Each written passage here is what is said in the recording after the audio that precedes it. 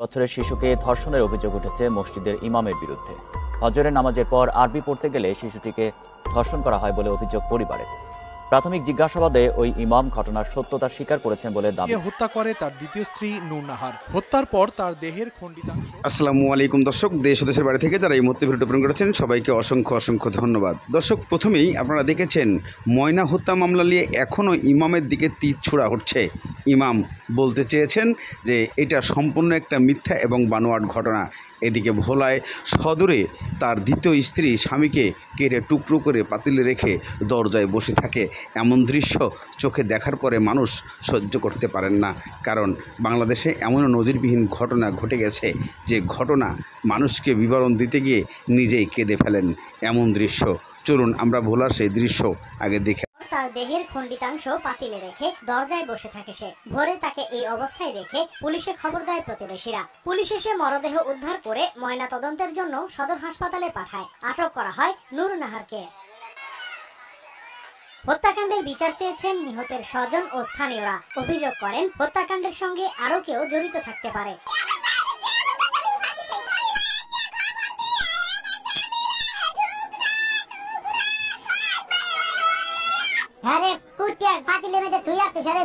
Police জানায় অনেকদিন ধরেই মাদক সেবন ও ঋণ নিয়ে টিটু ও নূর নাহারের মাঝে ঝগড়া চলছিল। এর জেরেই হত্যাকাণ্ড হয়েছে বলে প্রাথমিকভাবে ধারণা করা হচ্ছে। আসামিকে গ্রেপ্তার করছি, মহিলা পুলিশ সাথে নিয়ে গ্রেপ্তারকে থানায় পাঠিয়ে দিচ্ছি এবং আমি এখন শ্রোতা রিপোর্ট করতেছি।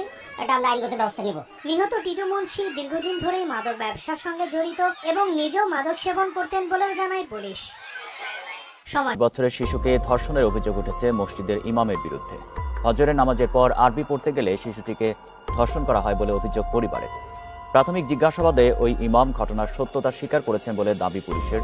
পরে আদালতের মাধ্যমে আমাকে নিয়ে যে ঘটনাটা ঘটেছে এটা একটা সম্পূর্ণ মিথ্যা, এটা একটা চক্রান্ত। মূল চক্রান্তটা আমি বললে সময় দরকার, এই জন্য আমি সবটা বলছি না। বহু লোকে বুঝতে পারছে, আমার সাথে যোগাযোগ হয়েছে এবং আমাদেরকে হেয় প্রতিপন্ন করার জন্য এই কাজটা করছে আমার ভাই মাওলানা জয়নুল আবদিন, বাংলাদেশের প্রবীণ আলেমদের মধ্যে একজন।